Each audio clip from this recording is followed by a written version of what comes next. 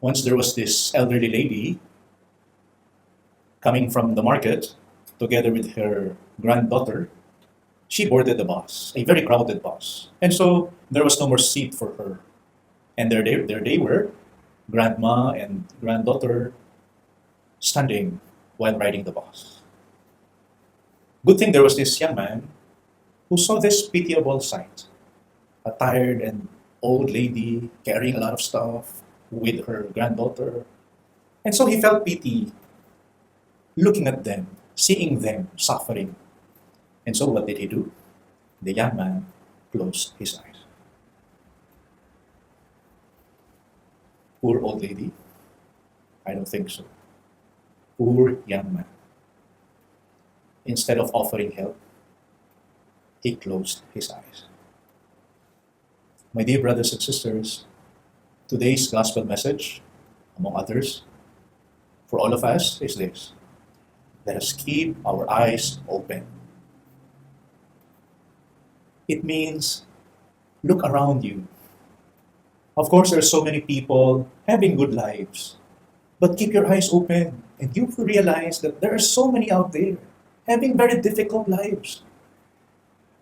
Will you close your eyes? Or choose to keep your eyes open to see their plight? Keep your eyes open. Even if it means it will bother your conscience, let it bother your conscience, so that that bothered conscience will give way to a generous heart, to a person who is kind, who is compassionate, who is willing to help, to give a helping hand. But you know, sometimes if we keep our eyes open, there would be moments wherein we feel overwhelmed by the problems of the world compared to the little resources that we have. There are certain scenarios in life that are so sad, so sorrowful, so difficult, so huge, and seemingly hopeless. Yes, if we keep our eyes open, we would see such.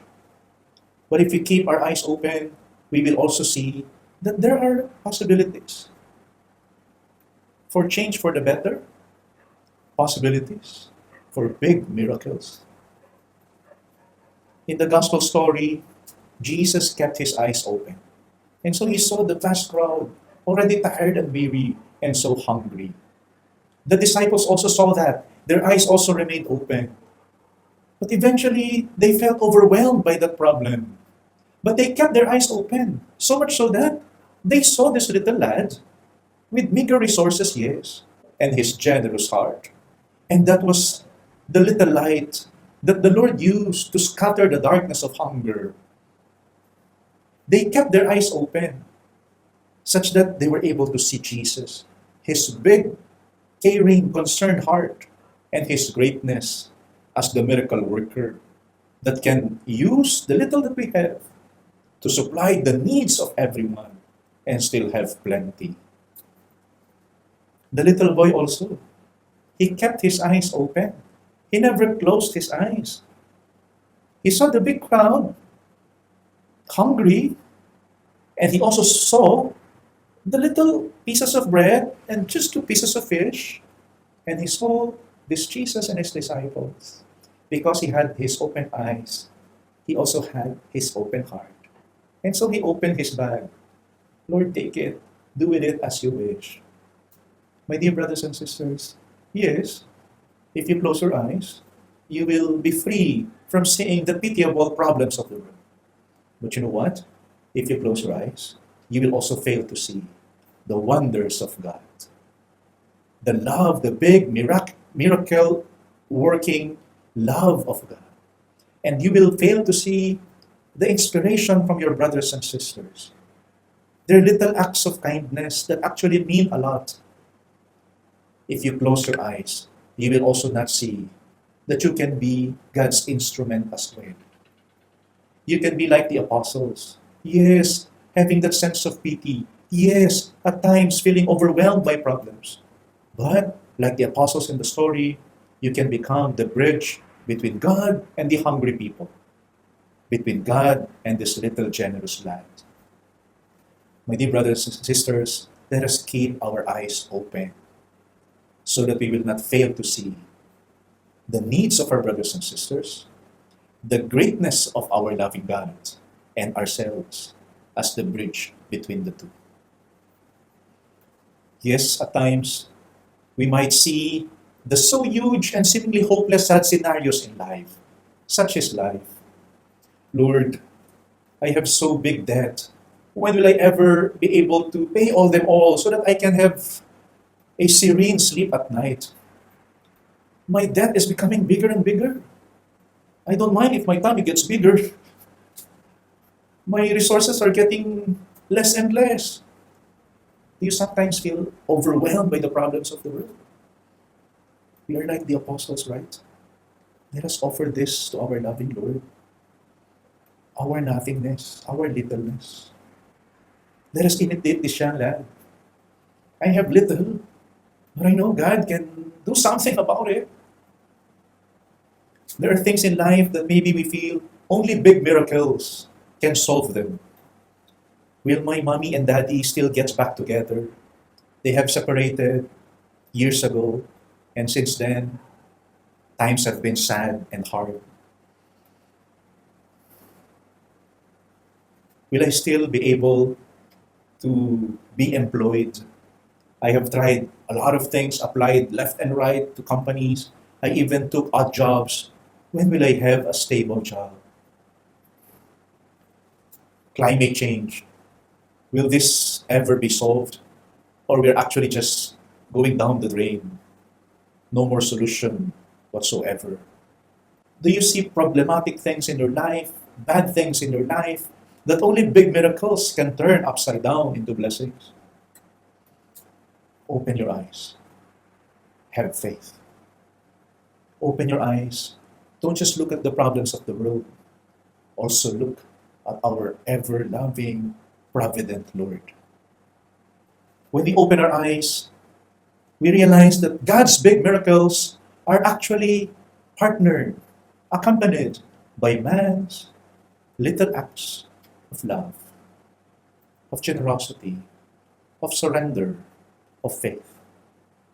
We realize that things turn out for the better in many ways.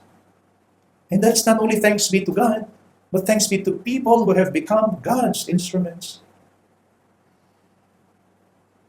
Remember when you passed that exam, the very difficult exam, after failing once, twice, or more? Thanks be to God, at last. You're an engineer now. You're a lawyer now. You're a doctor now. You're a graduate now. It's a miracle, right? Thanks be to God. But that big miracle happened because of your perseverance, because of your sleepless nights studying, because of your parents who never gave up on you, because of your teachers who helped you learn, because of your friend who helped you review, because of your friend, your seatmate during that exam, he let you copy his answers. That's not good. No? You see, miracles do happen. But these big miracles happen through the little acts of kindness, of love, of generosity of people. God uses these little things to come up with His big miracles in our lives. My dear brothers and sisters, let us not close our eyes. Let us keep our eyes open. Yes, we will see the overwhelming problems of the world. But with our eyes open, we will also see that there is this big and loving, provident Lord. If we keep our eyes open, we can be like the apostles. We can be like this little child, willing to offer our littleness, our nothingness, for God to make use of such, for Him to perform His big miracle of love. Today, the Sunday nearest to the feast of Saint Joachim and Anne, Mama Mary's parents, and Jesus' grandparents, Pope Francis has instituted this Sunday as World Day for Grandparents and the Elderlies. They are valuable to all of us, even if they're already old, especially because they are already old. They are valuable to us. Let them remain dear to you and me. And so to these people, our grandparents, all the grandparents out there, and the elderly, especially those who feel lonely, who feel alone, who feel sad, who are suffering in sickness or old age or both, let us never close our eyes towards them. Let us open our eyes and see them, look at them with gratitude to them, with appreciation for them, with love towards them. They offer to us not just their past, all that they have done for the younger generation. They offer to us their present, their sacrifices, their prayers, their wisdom stories. Who are the grandparents and the elderlies in your life right now? Open your eyes to them. Don't close your eyes of love, of gratitude, of care, of appreciation to them. Don't close your eyes to the elderly, because very soon these elderlies will literally close their eyes. Show them your love while you still can.